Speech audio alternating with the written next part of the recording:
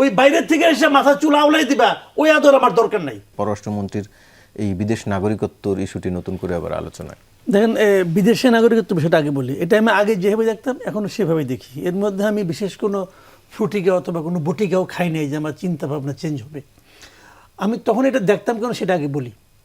আমি মনে করতাম যে সমস্ত লোকের বিদেশে নাগরিকত্ব আছে, মানে বিদেশে অবাধে কোনো প্রশ্নের মানে মুখোমুখি না হয়ে থাকার সুবিধা আছে, সেটা আপনার রেসিডেন্স কার্ড হইতে পারে, গ্রিন কার্ড হইতে পারে, পিআর হতে পারে, যে কোনো কিছু হোক, যাদের এই সুবিধা আছে সেই সমস্ত লোককে বাংলাদেশের রাষ্ট্রের গুরুত্বপূর্ণ কাজে নীতি নির্ধারণী পদে বসানো উচিত না। এটা হলো আমার মানে ধারণা থেকে আমি এইভাবে আমি বিশ্বাস করি। কারণটা হয় কি, যার বিদেশে থাকার সুবিধা আছে, যেমন আমি একটা এক্সাম্পল দেব, যেমন আমার নিজের আপন দুই ভাই আমেরিকার নাগরিক, তারা আমেরিকায় থাকে। আমাদের সংসারে যখন কোনো আমরা আলাপ সালাপ করি, আমরা ওদেরকে বলি যে তোমরা কোনো ডিসিশন দিও না, তোমরা পার্টিসিপেট করো, টাকা দাও, আমরা কাম করি, কিন্তু কিভাবে করবে এটা তোমার বলা দরকার নাই, একটু বুদ্ধি দাও, বুদ্ধি দাও, কিন্তু তুমি করো না, এটা তুমি বলো না, বলো না, তুমি এটা থাকবে না। আমি তোমার ঘর বানাইলাম, ঘরে মনে করলাম দেখা গেলো এখানে পানি উঠে, আমার ওই ভাই কি করবে, তোমাদের একটা পানি ফুটে দুটো এখানে থাকবে না, ও পরের দিন আমেরিকা চলে যাবে, আমি তো যাইতে পারবো না। কিন্তু তখন আমার লক্ষ্য হবে পানি নামানো, কারণ আমাকে এখানেই থাকতে হবে, আমি পানিটাকে নামানোর চেষ্টা করব। ও কিন্তু নামানোর পরিশ্রমে যাবে না, ও দেশকে কিন্তু ভালোবাসে, ও বাপের ভিটাকেও ভালোবাসে, কিন্তু দূরের থেকে ভালোবাসে।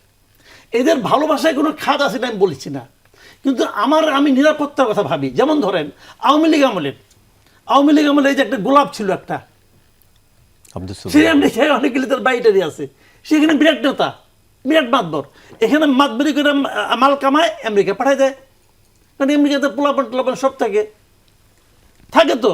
তো এখন প্রত্যেকটা লোক তাদের বাইরে যাওয়ার জায়গা ছিল বলেই কিন্তু তারা এখানে বাইরে সম্পদ পাঠাইতো। যদি তাদের বাইরে যাওয়ার জায়গা না থাকতো, যেমন আমি মনে করি একটা আকাম করছি, ধরা খামো, এখন আমি কি কালকে ইচ্ছা করলে আমেরিকা টিকিট কেটে যেতে পারবো? পারবো না, তো আমার তো ভিসাই নাই। কিন্তু আমার যে ভাইয়ের আছে, গ্রিন কার্ড আছে, অথবা আমার যে ভাইয়ের পাসপোর্ট আছে, সে তো নাকাম করে প্রতিদিন দৌড়, তার সে নাই, আর তার পাবেন না। যে বা আওয়ামী লীগের সব লোক চলে গেছে, সব লোক হয়ে গেছে রে ভাই, ওদের সবারই তো ভিসা এরকম ছিল, তারা অথবা তারা ওইখানকার সিটিজেন ছিল, বেগমপাড়া তাদের বাড়ি আসলো, ছিল তো এগুলো। তো এই লোকগুলিকে রাষ্ট্রীয় গুরুত্বপূর্ণ পদে বসানো ঠিক নয়, এটা আমার বেসিক কথা ভাই। সেই বিবেচনায় এরা সবাই মনে করে এখানে আসছে পরের ধরনের পদ্মারি করার জন্য। এই সমস্ত দেশের আজকের এই অবস্থা, যতটুকু উন্নয়ন হয়েছে এর পেছনে তাদের বিন্দুমাত্র ভূমিকা নাই।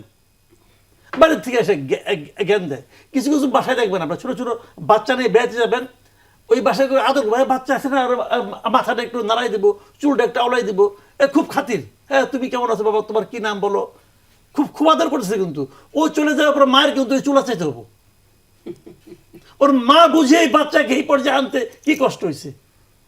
ওই বাইরের থেকে এসে মাথা চুল আউলাই দিবা, ওই আদর আমার দরকার নাই।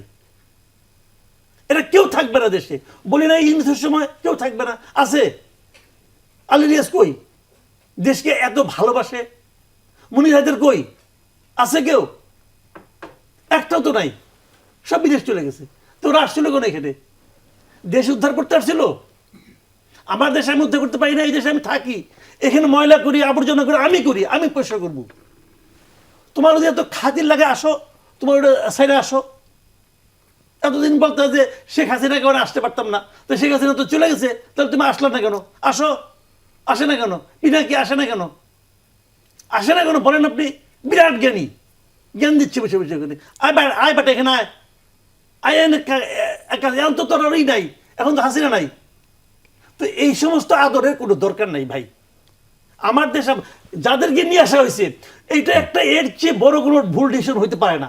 এই যে আশিক চৌধুরী নাকি একটা নিয়ে আসছে, তারা আবার বানাইছে আবার প্রতিমন্ত্রী, সে তো ইংল্যান্ডের নাগরিক, তিনি প্রতিমন্ত্রীর পদমর্যাদায়, কিন্তু প্রতিমন্ত্রী পদমর্যাদা কি, সে প্রতিমন্ত্রীর সমস্ত কিছু ভোগ করে। সে ইউনুসের আমল থেকে আছে, একদম অগাস্ট মাস থেকে আছে। সে কি বিনিয়োগটা আনছে বলেন তো আপনি আমার, বলেন বৈদেশিক বিনিয়োগ তার আমলে কি আসছে, কি আসছে বলেন, দেখেন না, দেখেন না সে কি তার সময় একটা চালিয়ার টাইপের লোক, মানে কথাবার্তা সাজিয়ে বলতে পারে, অতএব তাই না বসাই দিচ্ছে। মানুষকে মুগ্ধ। আমি তো জানি তার সম্পর্কে, আমি জানি কেন অনেক এই দেশের অনেক বিনিয়োগকারীর সঙ্গে আমার মোটামুটি পরিচয় হয়েছে, বুড়া হয়ে গেছে এখন, তো অনেকের সঙ্গে পরিচয় হইতেই পারে। আমাদের অনেক বন্ধু বান্ধব আত্মীয় কি করে, অনেক কিছু করে, তারা প্রত্যেকটা লোক এই লোকের উপর বিরক্ত। তো এখন আপনি কি করবেন?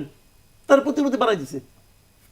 কিন্তু নির্বাচিত হয়ে না আসলে খলিল সাহেবকে বানানো ঠিক হয় নাই।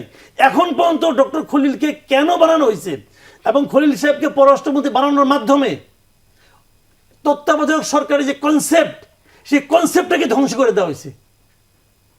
তত্ত্বাবধায়ক সরকারের মূল কনসেপ্টটা কি বলেন?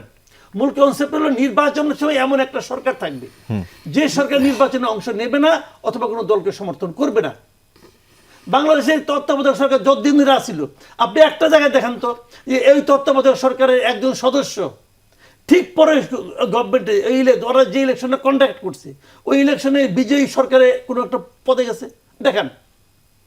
এটা তো একটা ব্যক্তিগত লজ্জার ব্যাপার যে আমি ওখানে যাব, লোকে তো আমাকে বলবে যে আমি তো সরকার থেকে এই গভর্নমেন্টকে হেল্প করছি। আমাদের ওই সময় যে নিরাপত্তা উপদেষ্টা ছিল, যার আন্ডারে ছিল সশস্ত্র বাহিনী, সেই নিরাপত্তা উপদেষ্টা এসে এই সরকারের পররাষ্ট্রমন্ত্রী হলো।